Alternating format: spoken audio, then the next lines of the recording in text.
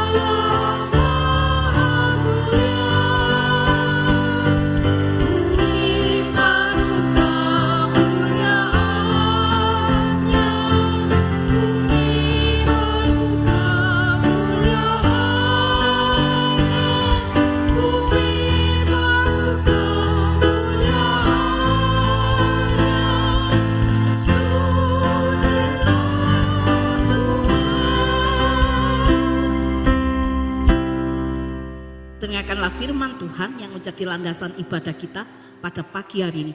Terambil dari Mazmur 100 ayat 4-5. Masuklah melalui pintu gerbangnya dengan nyanyian syukur, ke dalam pelatarannya dengan puji-pujian. Bersyukurlah kepadanya dan pujilah namanya. Sebab Tuhan itu baik, kasih setianya untuk selama-lamanya, dan kesetiaannya tetap turun-temurun. Jemaat yang kasih Tuhan, dipersilakan duduk. Saudara yang kasih Tuhan, kita akan bersama-sama masuk dalam doa pengakuan dosa. Oleh karena itu, mari saya mengajak setiap kita untuk mempersiapkan hati kita. Kita pujikan sejauh timur dari barat.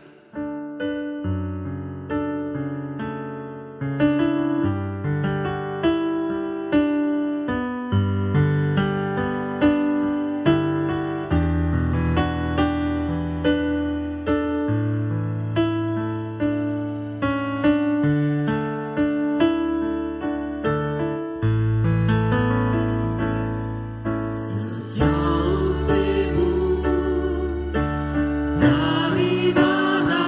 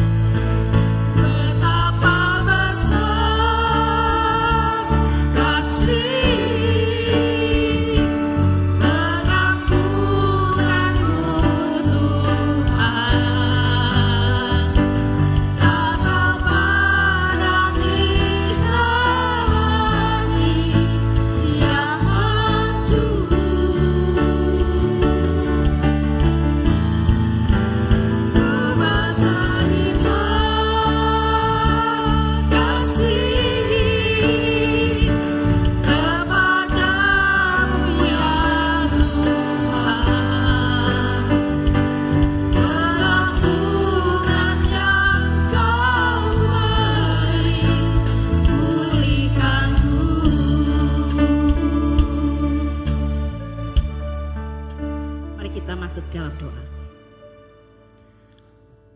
Bapa yang dalam kerajaan surga, kami datang di hadapan-Mu dengan segera kerendahan hati kami. Kami mengaku segala dosa-dosa kami. Tuhan yang baik, biarlah Engkau sendiri yang boleh menolong kami, mengampuni segala dosa perbuatan kami. Kami menyadari ya Tuhan bahwa kami ini adalah manusia yang selalu mendukakan hati Tuhan. Kami seringkali tidak jadi berkat buat sesama kami. Seringkali kami menyakiti hati sesama kami.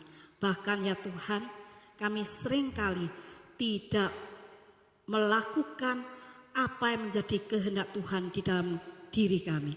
Oleh karena itu Tuhan, biarlah Engkau sendiri yang boleh tolong kami. Ampuni segala dosa kami. Dan pada hari-hari ke depannya Tuhan, kami mohon biarlah kasih Tuhan sendiri yang boleh menyertai kami, memimpin kami, sehingga kami boleh menjadi anak-anak Tuhan yang hidup seturut dengan kehendak Tuhan. Mau dipakai oleh Tuhan menjadi berkat buat sesama kami. Terima kasih Tuhan buat pengampunan yang Tuhan sudah berikan buat setiap kami.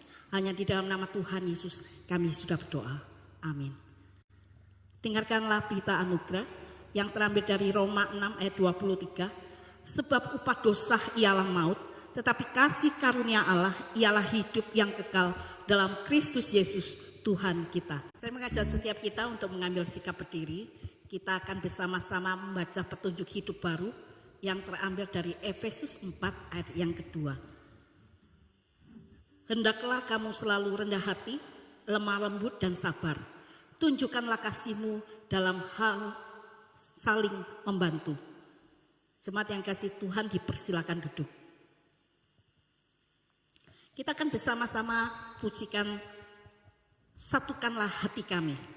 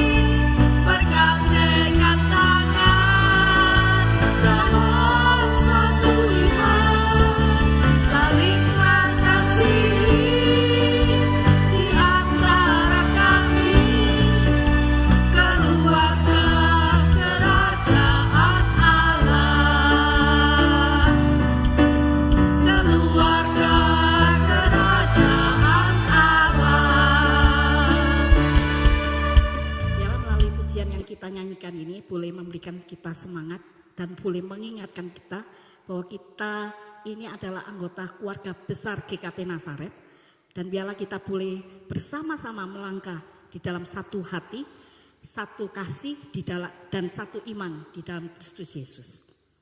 Kita akan bersama-sama mendengarkan firman Tuhan. Mari kita siapkan hati kita pujikan pribadi yang mengenal hatiku.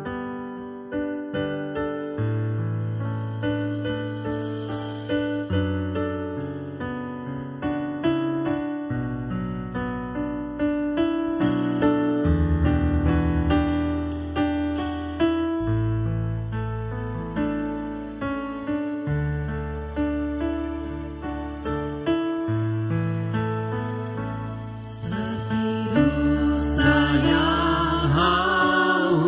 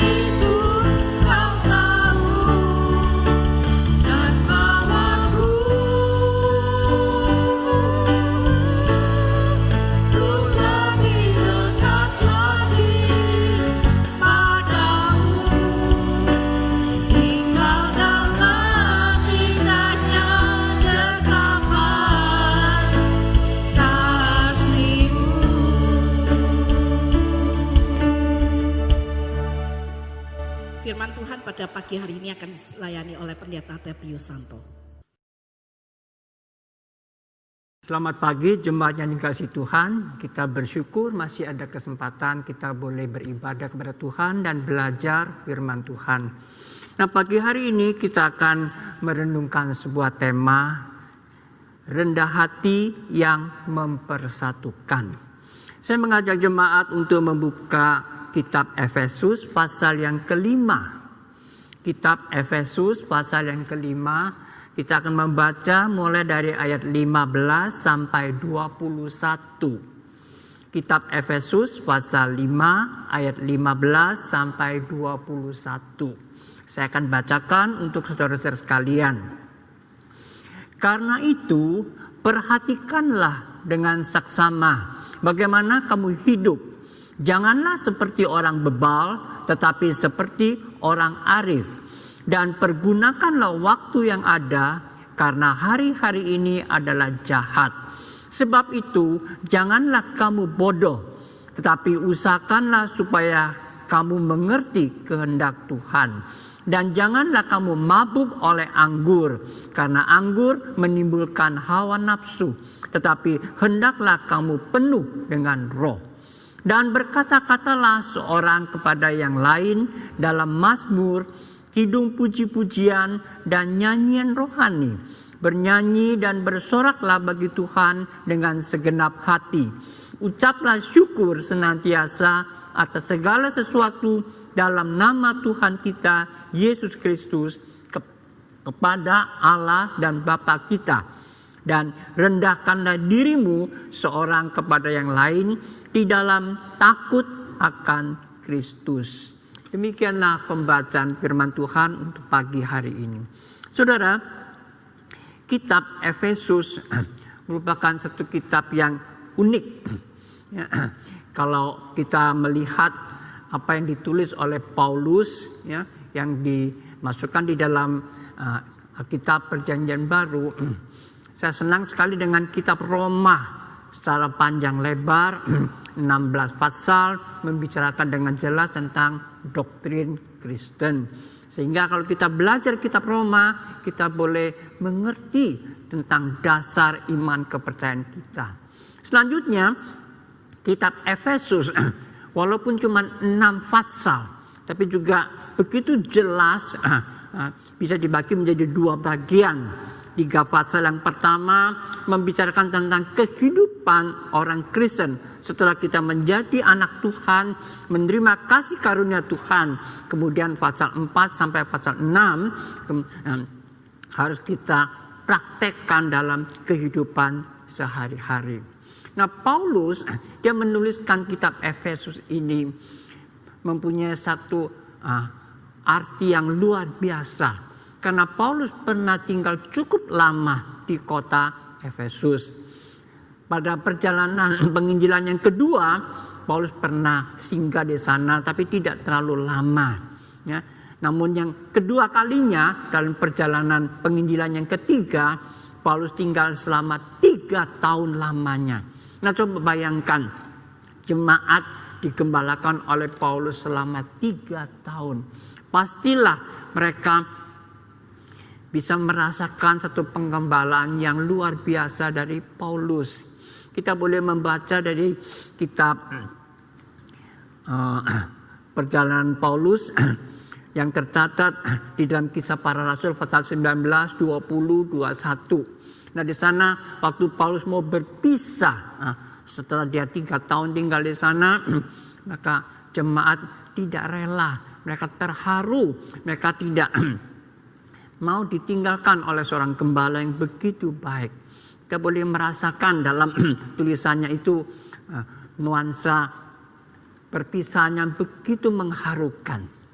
Nah, saudara, di sini Paulus dia memberikan satu konklusi di dalam pengajarannya pada kitab Efesus pasal pertama sampai pasal 3. Dia menjelaskan betapa kita menjadi anak-anak Tuhan, menjadi orang Kristen yang sudah menerima kasih karunia Allah yang begitu limpah dan begitu menyeluruh.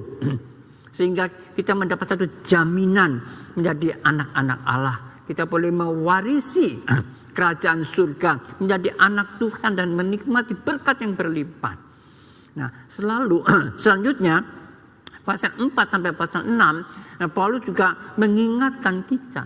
Kita tidak hanya sekedar menerima anugerah Tuhan, namun kita harus meresponi anugerah Tuhan di dalam kehidupan sehari-hari. Jadi setelah kita diberkati oleh Tuhan, selanjutnya kita harus menyatakan berkat itu di dalam kesaksian hidup yang nyata. Nah, bagian Alkitab yang tadi kita baca, ayat 15 dimulai dengan karena itu. Nah, karena itu tuh menghubungkan apa yang dituliskan di depan. Artinya setelah kamu mengerti semua kebenaran itu, nah selanjutnya kamu harus bertindak bagaimana. Nah, karena itu tuh menghubungkan. Jadi kita sebagai anak-anak Tuhan harus berdampak di dalam kehidupan sehari-hari. Nah, kita masuk di dalam ayat-ayat yang sudah kita baca tadi. Saya bisa sedikit menata kembali supaya kita ada satu pengertian yang lebih sistematis dan lebih jelas. Di sini dikatakan, karena itu perhatikanlah dengan saksama bagaimana kamu hidup. Kemudian saya masuk ke ayat 16, dan pergunakanlah waktu yang ada karena hari-hari ini adalah jahat. Yang pertama, Paulus mengingatkan, karena hari ini adalah zaman yang jahat. Jadi kamu harus memperhatikan dengan saksama. Jangan hidupmu ngawur, sembrono, sembarangan. Ya, kamu harus lebih hati-hati. Ya, di sini dikatakan bagaimana kamu hidup dan pergunakanlah waktu yang ada. Jadi kita jangan santai-santai menghamburkan waktu yang Tuhan berikan. Sehingga kita tahu bagaimana menata langkah kehidupan kita sesuai dengan apa yang Tuhan inginkan. Kemudian selanjutnya ada 3 poin yang penting yang Paulus katakan di sini secara negatif dan secara positif. Secara negatif di sini dikatakan janganlah seperti orang bebal, tetapi seorang arif. Ya, ada satu perbandingan orang bebal dan orang arif. Kemudian ayat 17 dikatakan janganlah kamu bodoh, tapi usahakanlah supaya kamu mengerti kehendak Tuhan. Ayat 18 dikatakan janganlah kamu mabuk oleh anggur, tapi hendaklah kamu penuh dengan Roh Kudus. 3 hal ini menjadi satu peringatan bagi kita. Nah, kita menyingkapnya satu persatu. Yang pertama dia katakan janganlah kamu seperti orang bebal. Apa itu orang bebal? Dalam Alkitab istilah bebal itu dikatakan sebagai orang yang keras hatinya. Jadi dinasehati nggak mau dengar. Ya, sudah jelas-jelas tahu salah tapi ya tetap dilakukan. Ya, di dalam Mazmur dikatakan orang yang bebal itu yaitu hatinya yang begitu angkuh, ya, dan begitu keras, tidak mau menerima nasihat. Saya nggak tahu saudara pernah nggak kalau ngobrol dengan teman-teman itu atau diskusikan salah satu hal, kemudian muncul satu kalimat katanya pokoknya. Kelihatannya istilah pokoknya sederhana ya. Tapi kalau kalimat ini sudah keluar pokoknya tuh bisa menimbulkan reaksi yang negatif. Apa maksudnya? Nah, artinya yang mengatakan pokoknya itu berarti dia tidak bisa menerima usulan-usulan atau pendapat-pendapat orang lain. Ya, tidak bisa dinasihati dan tidak bisa diajak rundingan. Terserah kamu mau ngomong apa, pokoknya aku begini. Nah itu loh. Nah dalam pengertian Alkitab, orang bebal itu ya seakan seperti ini. Jadi dia tidak bisa menerima kebenaran, tidak bisa menerima nasihat, tidak bisa diarahkan. Ya, jadi segala sesuatu itu semaunya sendiri. Pikirannya tahu, pikirannya itu bisa dimengertikan, tapi hatinya itu loh yang keras, yang tidak mau menerima. Nah Paulus ini mengingatkan kita, jangan kita sebagai anak Tuhan jangan menjadi orang yang bebal, tapi kita harus menjadi orang yang arif. Arif itu apa? Arif itu adalah yang bijaksana.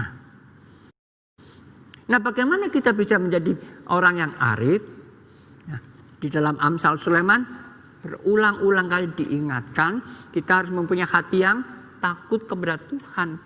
Karena itu adalah permulaan hikmat. Ya, arif itu adalah hikmat.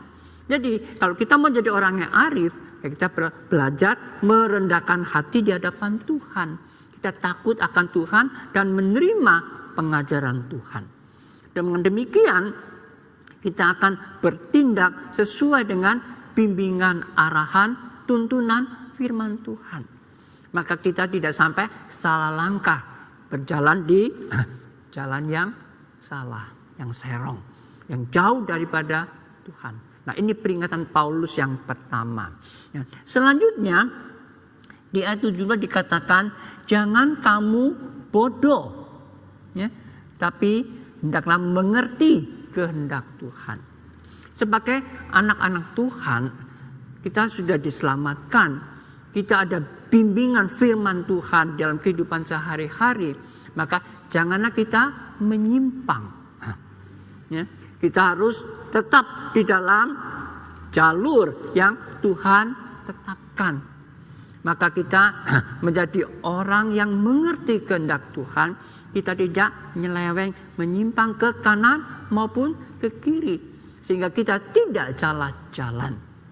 Nah, ini yang kedua yang Paulus ingatkan. Kemudian yang ketiga, di ayat 18 dikatakan, jangan kamu mabuk anggur, tapi harus dipenuhi dengan roh. Di sini dikatakan kalau kamu mabuk anggur karena menimbulkan hawa nafsu. Ya. Anggur bisa mengakibatkan kita mungkin mabuk, ya, sehingga kita tidak menyadarkan diri atau kita bertindak yang tidak senonoh atau yang tidak benar. Ya. Tapi kita perlu dipenuhi dengan roh. Artinya kita dikuasai oleh roh Allah. Nah 3 hal ini yang negatif maupun yang positif Paulus ingatkan kepada jemaat Efesus, juga kepada kita sebagai anak-anak Tuhan. Apa yang Tuhan Paulus bicarakan di sini sangat relevan dengan kehidupan orang Kristen saat ini juga. Di sini juga mengingatkan kepada kita bahwa sekarang ini ya kita dalam keadaan zaman yang jahat. Jadi kita perlu mengendalikan diri kita dengan ketat. Ya, kita perlu membangun kehidupan rohani dengan satu disiplin yang ketat. Sehingga waktu yang kita lalui tidak kita lalui dengan sia-sia. Kita bisa mempergunakan waktu itu dengan benar, dengan tepat, dengan baik. Sehingga kita menjadi anak-anak Tuhan, kita juga tahu bagaimana bertanggung jawab kepada segala sesuatu yang Tuhan percayakan kepada kita. Nah, saya ingatkan kembali lagi 3 hal yang di sini Paulus katakan. Ya, jangan bebal, jangan bodoh, jangan mabuk anggur. Ini 3 hal yang negatif. Jangan, ya, jangan bebal, jangan bodoh, jangan mabuk anggur. Namun hal yang positif Paulus mendorong kita harus jadi orang yang arif, orang yang bijaksana, ya, orang yang mengerti kehendak Tuhan dan orang yang dipenuhi oleh Roh Kudus. Ya, ini satu kontras, ya, satu perbedaan yang nyata, sehingga kita menjadi anak-anak Tuhan. Kita tahu berada di dalam jalur yang benar. Karena kita berada di dalam dunia ini bukan hidup sendirian, ya, atau hanya hidup dengan komunitas anak-anak Tuhan saja. Ya, kita juga bergaul dengan dunia ini, ya, dengan banyak orang yang belum mengenal Tuhan. Sehingga kita perlu menyatakan kehidupan kita berdampak, mempengaruhi orang-orang di sekitar kita. Selanjutnya di ayat 19, 20, 21 Paulus lebih dalam lagi mengingatkan kita, bahkan mendorong kita sebagai anak-anak Tuhan, ya, kita harus bagaimana hidup dengan benar. Oke, kita menyimak satu persatu. Ayat 19 dikatakan, berkata-katalah seorang kepada yang lain dalam mazmur, kidung, puji-pujian, dan nyanyian rohani. Bernyanyi dan bersoraklah bagi Tuhan dengan segenap hati. Paulus mengingatkan kita supaya ada satu hubungan dengan Tuhan yang sehat, yang baik. Sembah sujud kita kepada Tuhan, ibadah kita kepada Tuhan dalam kehidupan sehari-hari. Bukan sekedar waktu minggu aja, waktu ikut kebaktian kita menyembah Tuhan, tidak. Tapi setiap saat kehidupan kita penuh dengan pujian, dengan nyanyian, syukur, dengan ibadah kepada Tuhan. Pemazmur di dalam Mazmur nomor 16 dikatakan bahwa aku menempatkan Allah di hadapanku. Jadi setiap saat dia tuh berhadap-hadapan dengan Tuhan. Bukan waktu aku ke gereja ikut kebaktian baru aku menyembah Tuhan. Tidak. Tapi setiap saat aku berhadapan dengan Tuhan. Sehingga dia tahu posisinya di mana. Ya, dan dia tahu bagaimana bersikap. Dan dia tahu bagaimana menghadapi Tuhan ini. Jadi kita senantiasa bersyukur kepada Tuhan. Senantiasa memuji Tuhan. Meninggikan Tuhan. Membesarkan nama Tuhan.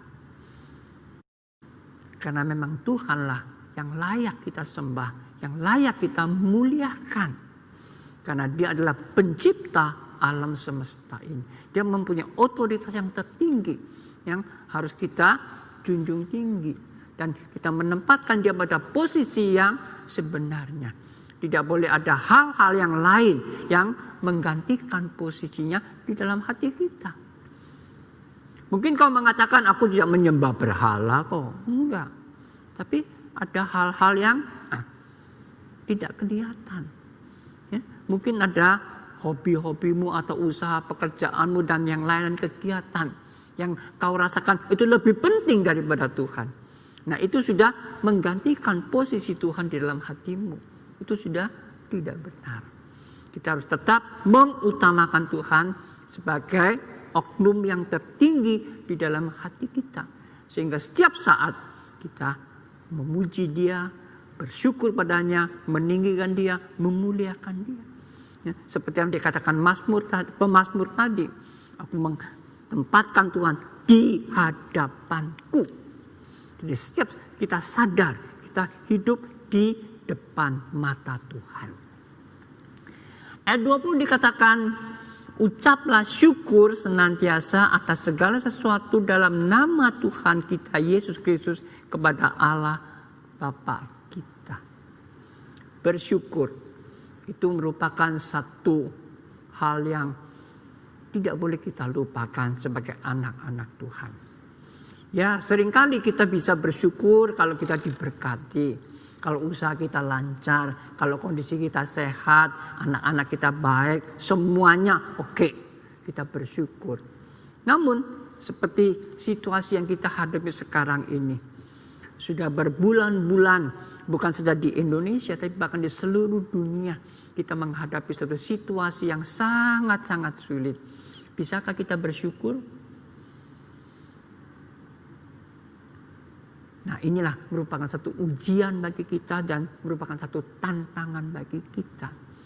Melalui keadaan seperti inilah Tuhan ingin mengingatkan kita, menyadarkan kita. Karena Tuhan izinkan pandemi ini terjadi ya, dan sudah mewabah di seluruh dunia. Tuhan mencambuk manusia yang selama ini begitu congkak.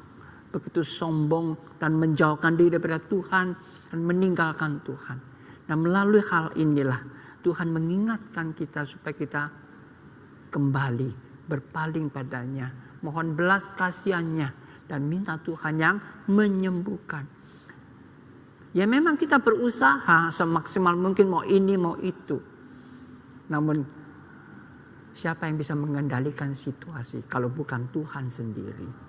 Oleh karena itulah kita sebagai anak-anak Tuhan, kita belajar ya, di saat-saat yang sangat sulit inilah kita tetap boleh bersyukur kepada Tuhan karena Tuhan berjanji tidak meninggalkan kita.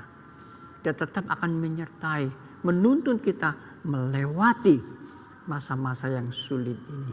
Sampai kapan? Kita tidak tahu. Ya tentunya kita berharap-harap supaya cepat lewat musibah ini. Dan sebagai anak-anak Tuhan, dan disinilah kita juga belajar ya, bersyukur kepada Tuhan, dan itu juga menunjukkan bagaimana hati kita mau bersandar dan berharap kepada Tuhan. Disitulah kita disadarkan kalau kita tuh terbatas, kita tidak berdaya, tidak mampu apa-apa. Kalau Tuhan tidak menolong kita, sungguh kita tidak dapat menghadapi situasi yang sulit ini. Oleh karena itulah kita sebagai anak-anak Tuhan kita belajar senantiasa mengucap syukur.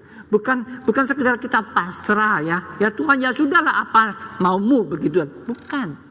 Tapi disitulah kita belajar menyadari keterbatasan kita.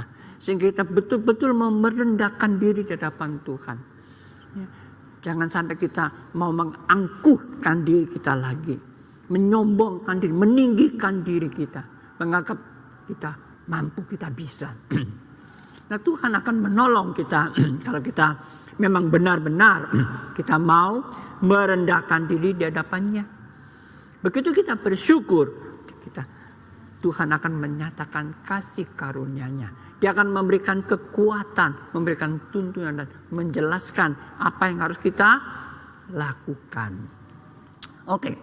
Ayat 21 dikatakan, dan rendahkanlah dirimu seorang kepada yang lain di dalam takut akan Tuhan.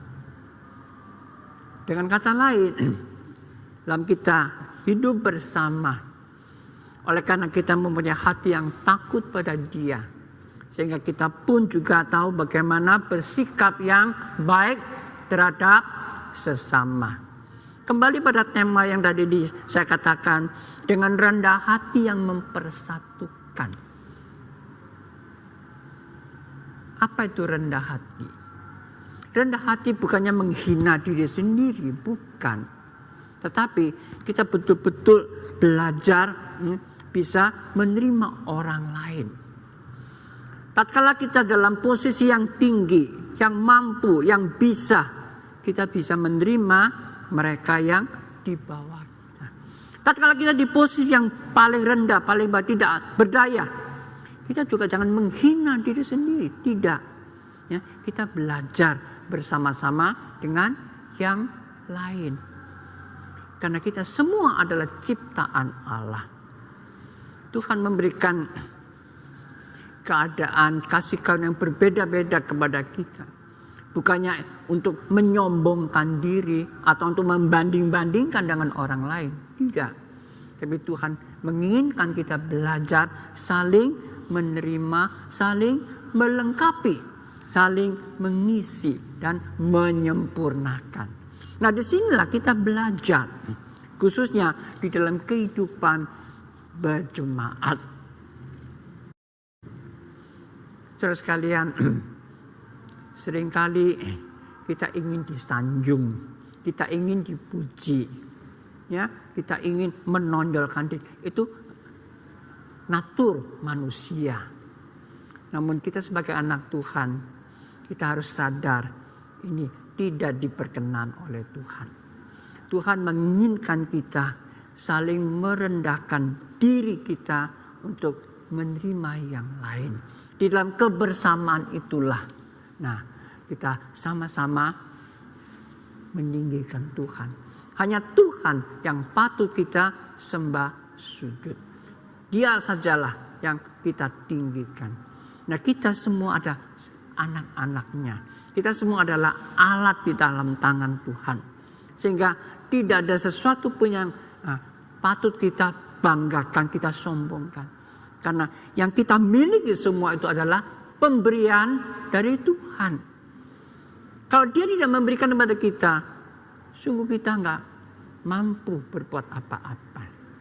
Sehingga kalau hari ini kita ada sedikit kelebihan daripada orang lain, kita memiliki lebih banyak daripada orang lain, kita kembali bersyukur kepada Tuhan dan kita gunakan itu sebaik mungkin juga untuk kemuliaan nama Tuhan.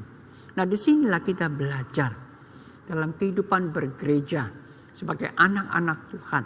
Kalau kita bersama-sama, entah itu kita beribadah, entah itu kita melayani, entah itu kita melakukan ini dan itu. Marilah kita belajar bahwa kita merupakan bagian dari tubuh Kristus itu. Dan Kristus adalah kepala kita. Yang patut kita tinggikan hanya Dia saja. Nah, Paulus mengungkapkan semua ini sebagai satu kesimpulan. Ya, tatkala dia membicarakan dalam pasal pertama sampai pasal ketiga untuk mengingatkan betapa kayanya ya, anugerah Tuhan yang sudah diberikan pada kita, yang sudah kita terima itu.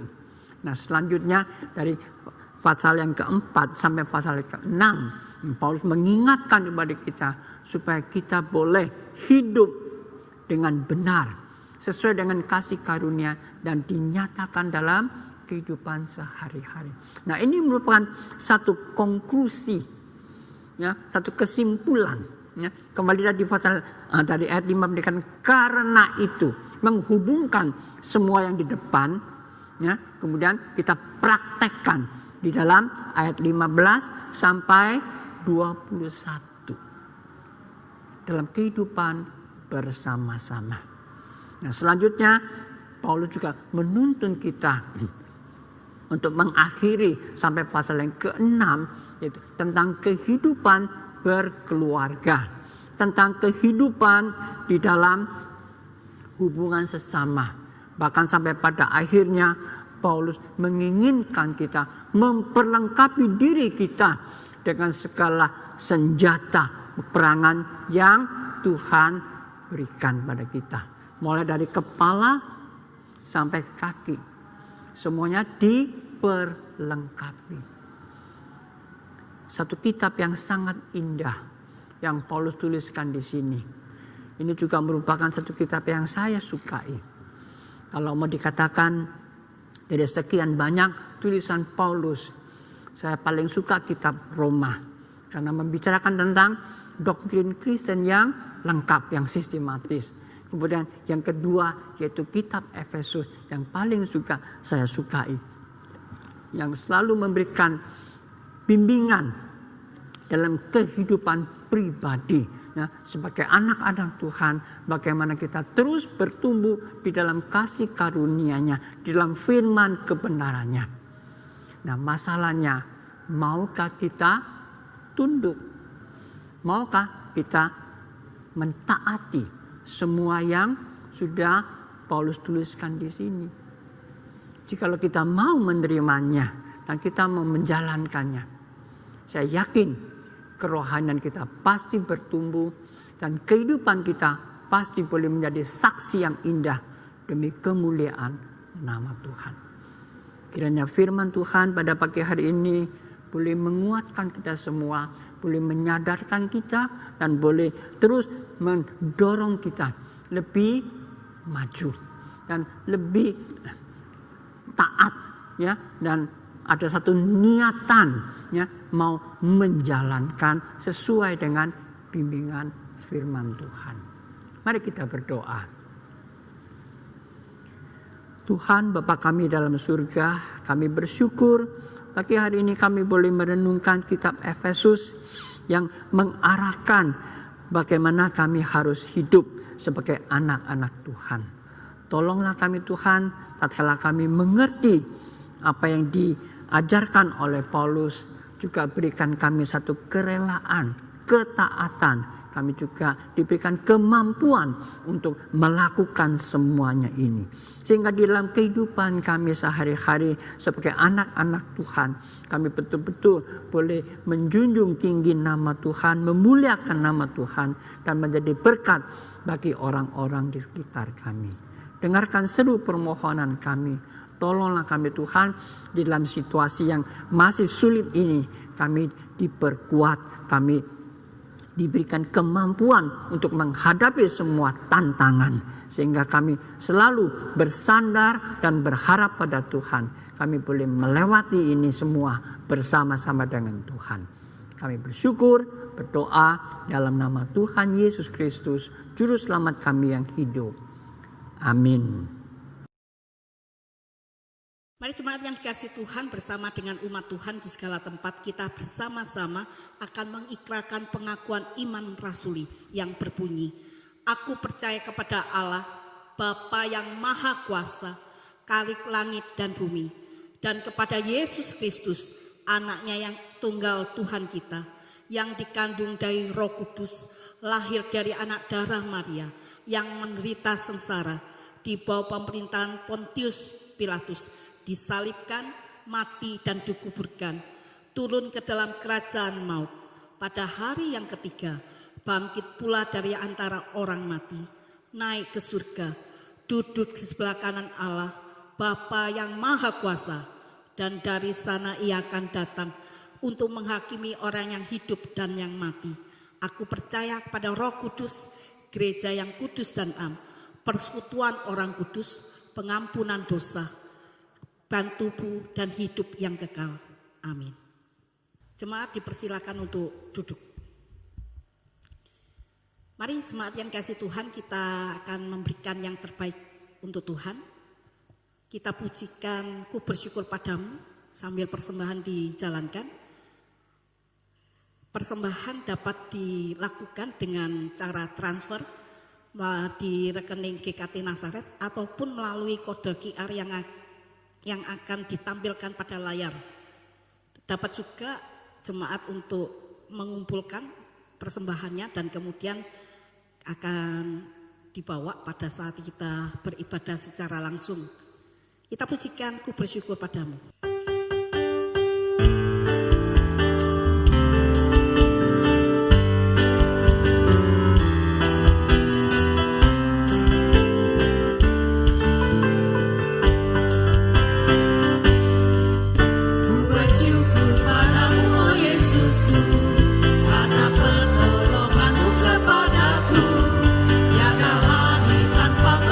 Syukur sebab kasih setia-Mu padaku.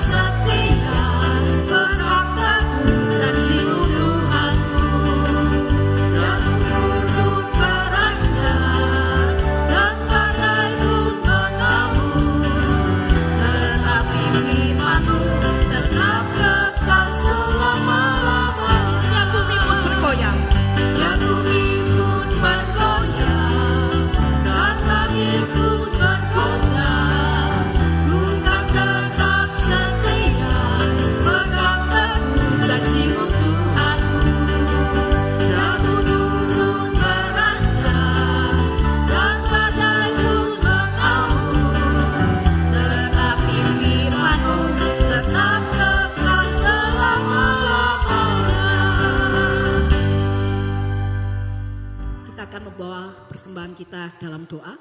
Mari bersama-sama kita menaikkan doa syafaat juga. Mari bersama-sama kita berdoa. Bapa yang dalam kerajaan surga, saat ini kami bersatu hati mau berdoa untuk kehidupan jemaat Tuhan, secara khusus jemaat GKT Nazaret. Ya Tuhan, kami berdoa biarlah Engkau sendiri yang boleh menolong kehidupan jemaat GKT Nazaret, khususnya kehidupan rohani mereka.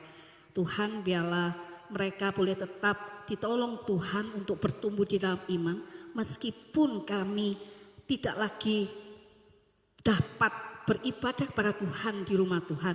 Tapi biarlah hati kami pun boleh ditolong Tuhan, tetap memiliki sukacita yang daripada Tuhan. Dan kami boleh diberikan gairah oleh Tuhan untuk belajar firman Tuhan, merenungkan firman Tuhan, merenungkan apa yang Tuhan berikan buat setiap kami. Oleh karena itu Tuhan, biarlah Engkau sendiri yang pimpin kami, memberkati kami. Kami juga mau berdoa ya Tuhan, menyerahkan untuk kehidupan jemaat setiap anak-anak Tuhan,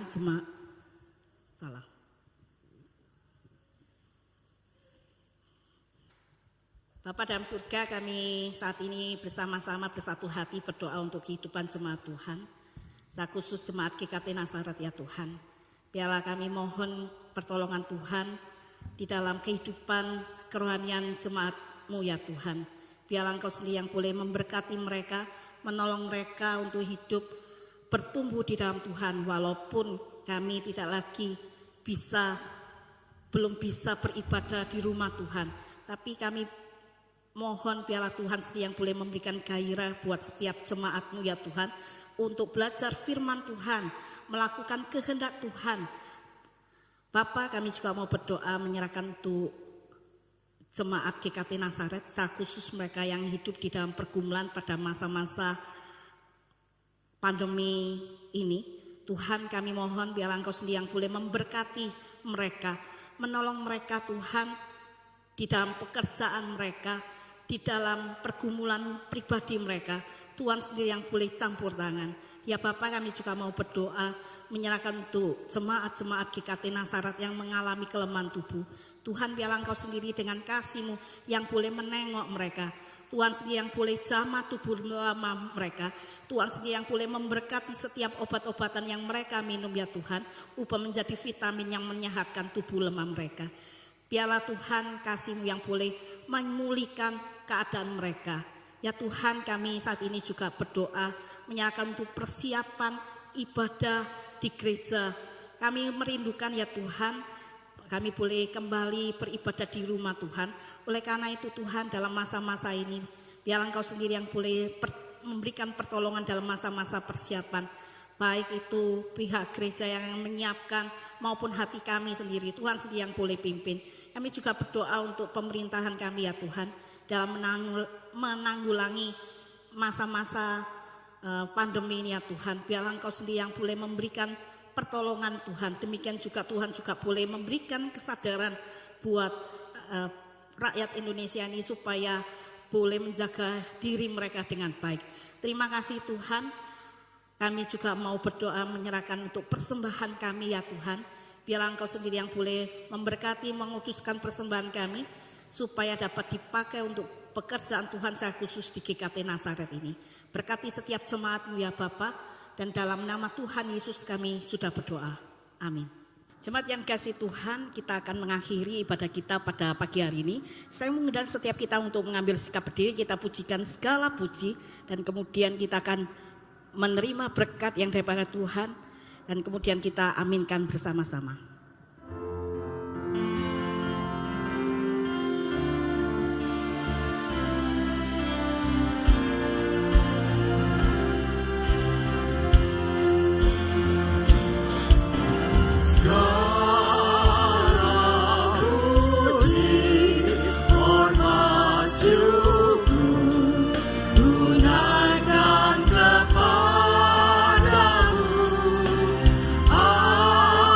Allah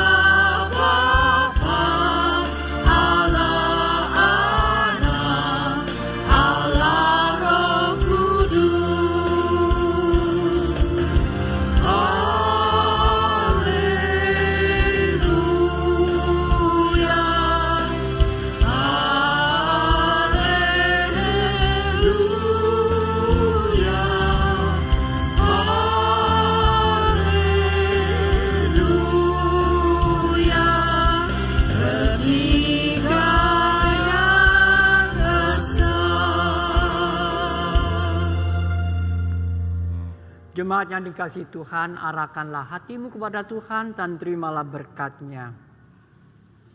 Kiranya kasih karunia Allah Bapa yang kekal dan kelimpahan anugerah dan kebenaran di dalam Tuhan Yesus Kristus Juru Selamat kita, pertolongan, penghiburan dan kekuatan Allah Roh Kudus senantiasa menyertai langkah kehidupanmu saat ini sampai Maranatha.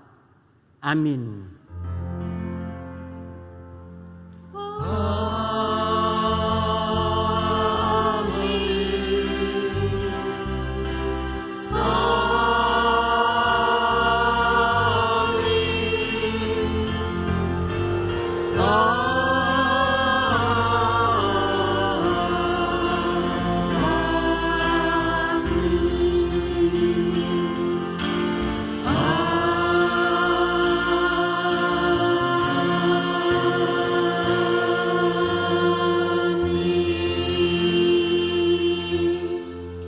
Silakan duduk, silakan ambil saat teduh. Ibadah kita selesai, Tuhan memberkati.